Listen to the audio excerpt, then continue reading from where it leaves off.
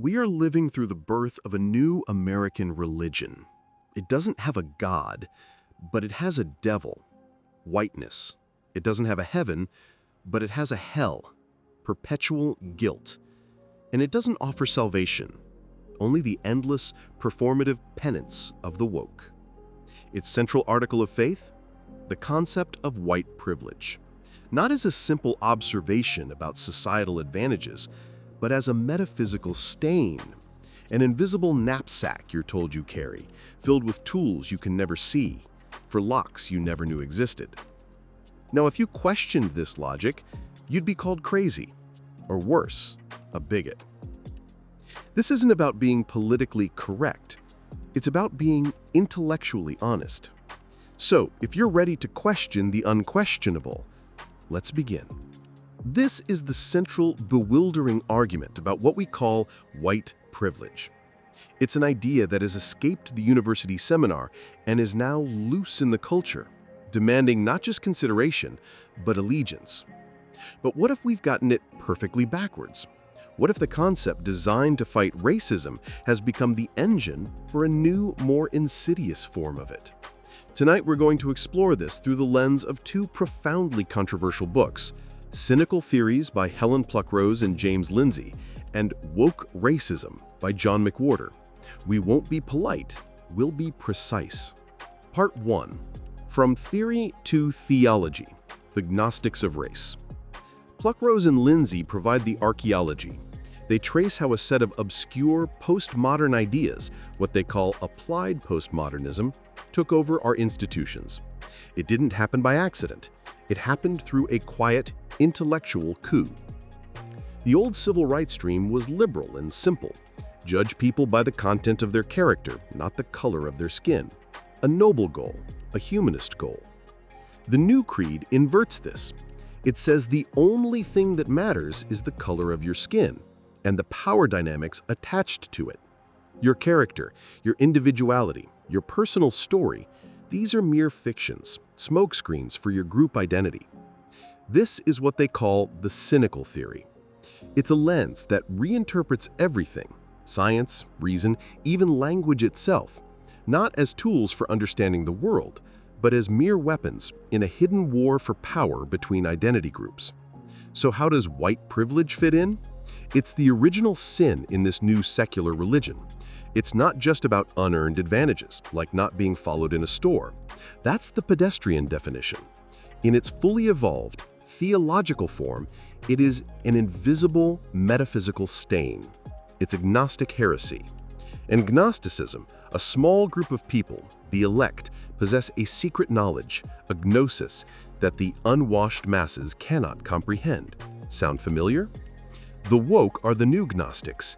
Their gnosis is the ability to see the invisible systems of power and privilege. If you can't see it, that doesn't mean it isn't there. It means you are blind. Your skepticism is not a counterargument. It is proof of your sin. It's white fragility. As Pluckrose and Lindsay argue, this creates a closed system of thought. It is unfalsifiable.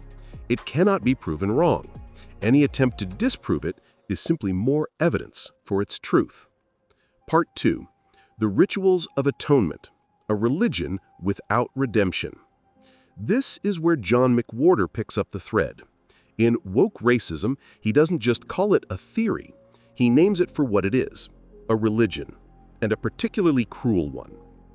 Every religion has its components. Let's look at the liturgy of wokeness. The original sin? Whiteness. This is not something you do, it is something you are. You are born with it. The clergy, the Robin DiAngelos, the Ibram X. Kendis, they are the high priests who interpret the dogma and sell the indulgences, in this case, expensive corporate DEI seminars.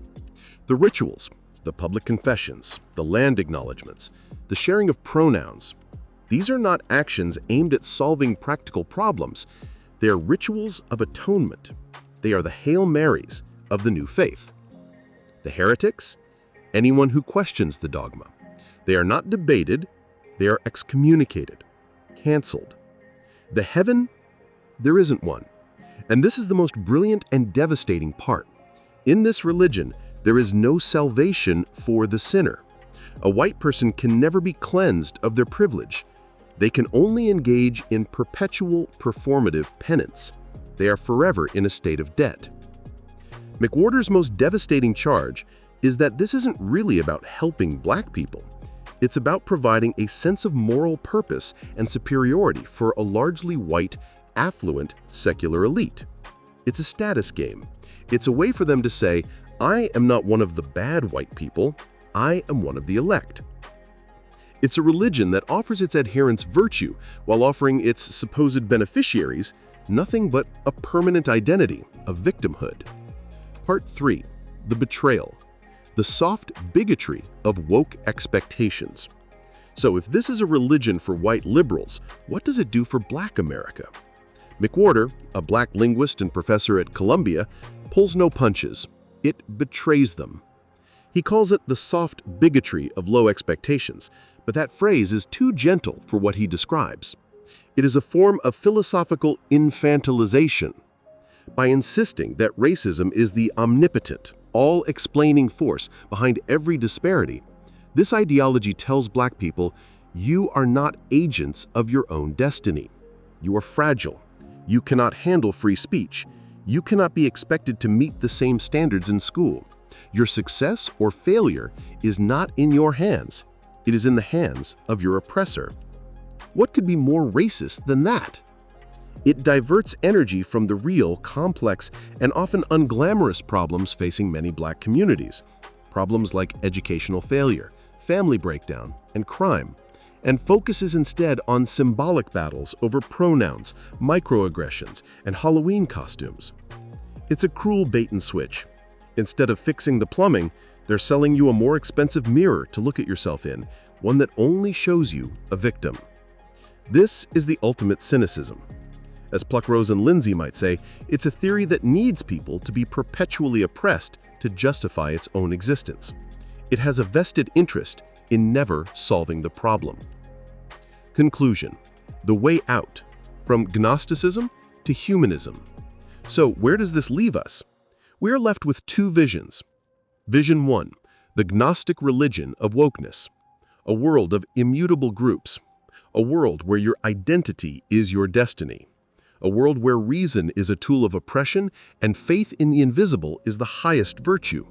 A world of eternal guilt and eternal grievance. Vision 2, a return to humanism. The vision that McWhorter, Pluckrose, and Lindsay, in their own ways, point us towards. A world that sees individuals, not just groups. A world that believes in common humanity and objective reality. A world that values character over color and progress over penance. The concept of white privilege as a metaphysical sin is not a tool for justice, it is a tool for division.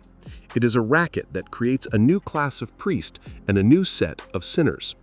The path forward is not to atone for the sin of whiteness, it is to reject the very idea that such a sin exists. The path forward is to build, to create, to educate, and to empower as individuals. It is to reject the cynical theory that we are merely pawns in a racial power game. The most radical, the most philosophically courageous thing you can do today is to look someone in the eye and see a human being. Not a privilege, not an oppression, not a sin, and not a victim. Anything less is not progress. It's a return to the oldest, most destructive superstitions of our tribe, dressed up in the language of liberation.